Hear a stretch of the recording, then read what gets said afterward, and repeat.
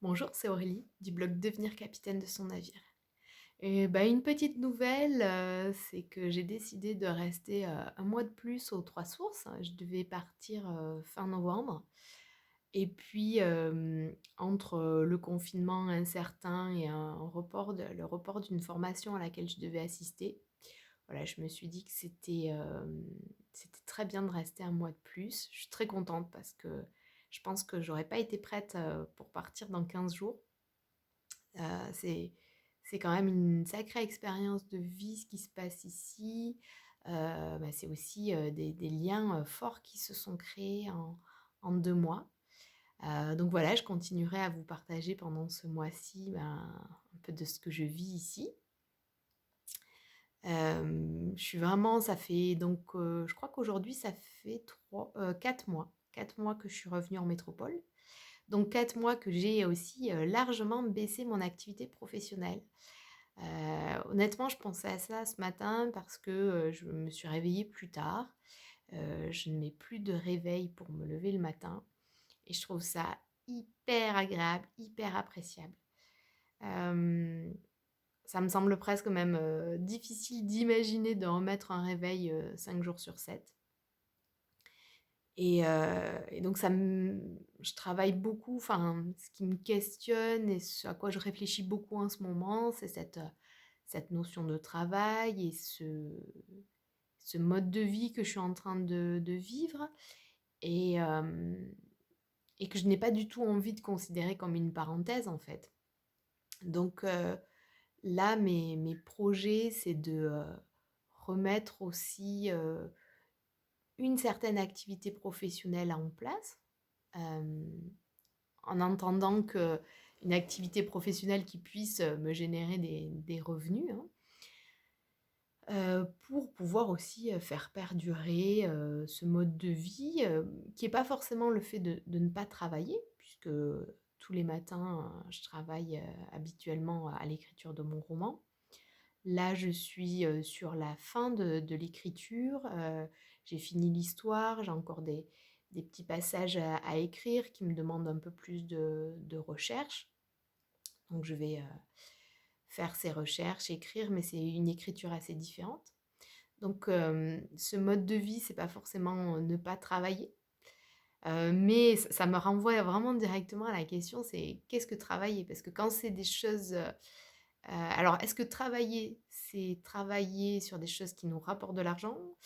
Ou, est-ce que travailler, c'est lié à une contrainte? Donc parce que pour le coup, il y a des choses qui me ramènent de l'argent, mais qui ne sont pas une contrainte et il y a des choses qui me semblent quand même un travail, pas dans la notion de déplaisir ou de contrainte, mais un travail quand même et qui ne me rapporte pas d'argent. Donc c'est vraiment, je suis en train de cogiter, de méditer par rapport à tout ça, mais en tout cas, d'avoir cette liberté. Ce que je vois là dans mon mode de vie, c'est d'avoir, une liberté qui me permet de choisir à peu près ce que j'ai envie de faire quand et c'est pas à 100 du temps, bien sûr, j'ai des contraintes et ces contraintes-là, elles me permettent de mieux apprécier quand je choisis de faire les choses.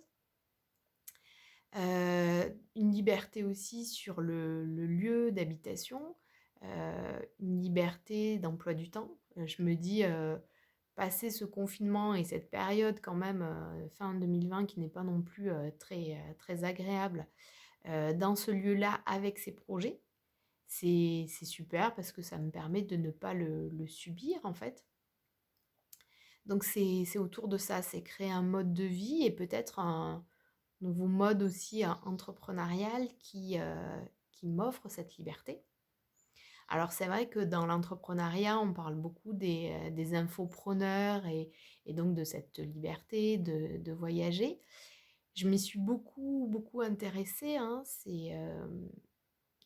en m'intéressant, au nomadisme et cetera. Mais en même temps, il y a toujours en moi quelque chose qui bloquait au niveau des valeurs. Donc là, pour moi, le défi, c'est d'arriver à créer quelque chose un modèle d'entreprise, un modèle de vie qui soit totalement aligné avec mes valeurs. Je suis pas une grande fan du marketing, hein, on va pas se le cacher.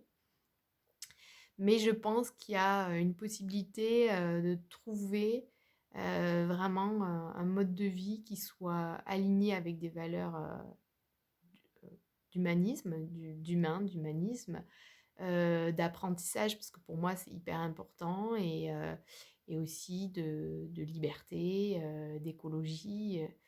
Donc j'ai l'impression de défricher en fait. J'ai vraiment l'impression de chercher des modèles d'inspiration. euh, mais des modèles d'inspiration peut-être un peu différents de ce qu'on peut voir à gogo sur Internet avec les millions de mails à envoyer sur une vie de rêve qui ne me correspond pas tout à fait. Et voilà, donc de tracer ma propre voie. Et je pense que j'ai bien besoin d'un mois de plus aux trois sources pour défricher cette voie-là. Et, euh, et pour ça, bah, j'ai lancé aujourd'hui, je me suis décidée, ça faisait quelques temps que ça me trottait en tête, mais de voir si quelqu'un serait tenté pour m'accompagner dans ce projet-là, parce que j'ai besoin de communiquer plus. Donc, je cherche un ou une stagiaire en communication digitale qui serait suffisamment autonome et enthousiaste à l'idée de communiquer sur des projets aussi différents que la formation à distance ou la peinture ou un blog.